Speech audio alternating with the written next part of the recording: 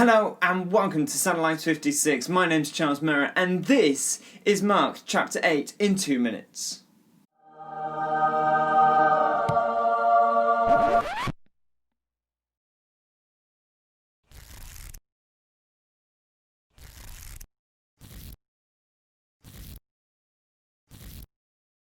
Mark 8 opens with a bang as Jesus feeds another crowd, this time of 4,000 people. At this point, the disciples are considering opening a catering business.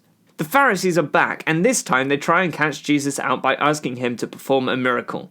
Jesus groans and says, "No, not gonna happen. Why do people ask for miracles? No such proof will be given to those people." Jesus and his disciples get in a boat, and they realize they've forgotten to bring enough bread with them. Jesus says that they need to be careful of the yeast of the Pharisees and the yeast of Herod. The disciples argue among themselves, thinking Jesus is talking about the fact that they've forgotten to bring enough bread. Jesus sighs and is sad that they still don't understand everything. They land their boat at a village and a blind man is brought to Jesus. Jesus leads him out of the village and spits on the man's eyes. He asks the man whether he can see again. The man replies that he can see people, but they just look like trees. Jesus places his hands on the man's eyes and the man's sight is restored. Jesus sends him back home and tells him not to go back into the village. Jesus and his disciples are travelling to a new place when Jesus asks them a question. "Who do you say I am?"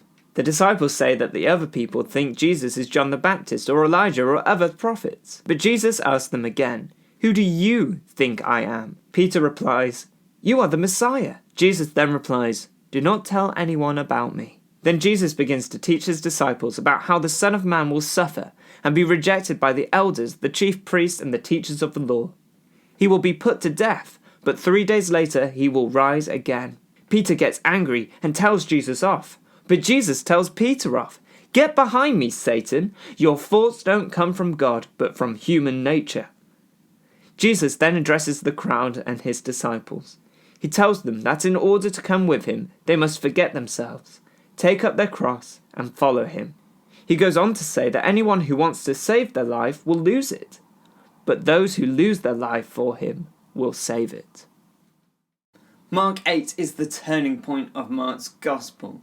Throughout Mark's Gospel, there's been this big question of who is Jesus? There's been lots of answers, lots of different ideas. Maybe he's John the Baptist come back to life, hopefully with his head attached. Elijah, a prophet from the Old Testament, or other prophets come back to life. But here in Mark 8, Jesus asks his disciples, "Who do you say I am?" And although the other disciples go along with the old answers, Peter steps forward, probably not even realizing what he was saying when he said, "You are the Messiah." Now the Messiah was someone who was going to come and save the Jewish people. But more than just save the Jewish people, they were going to save the Gentiles as well. In fact, they were going to save the whole of the world. When Peter declares Jesus as the Messiah, Jesus tells him not to tell anyone about him. Jesus has to do something. Jesus has to go through a certain thing in order to save humankind. And he talks about that, how the Jewish priests and the teachers of the law and the elders will reject him, and that he will die and then raise to life in 3 days. Which is quite a big statement to put out there if it doesn't come true, right? But when Jesus tells his disciples of this, Peter, who had just declared Jesus as the Messiah, tells Jesus off. He's like, "No, how dare you? You can't die. Like, what were you? No, what are you talking about?"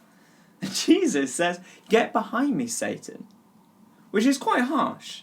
He's basically calling Peter the devil at this point.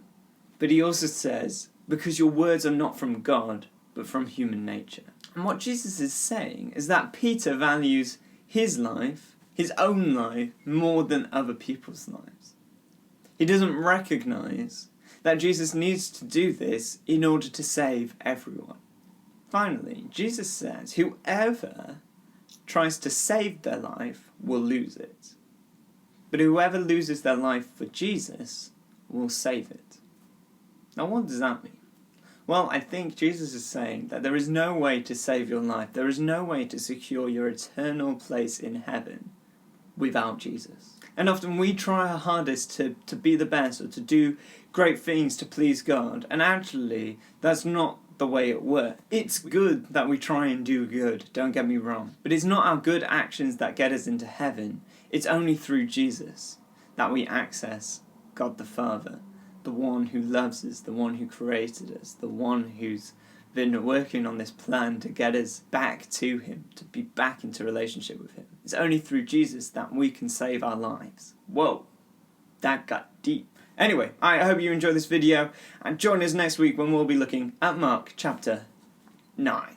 Until then, so long, farewell, auf Wiedersehen, goodbye.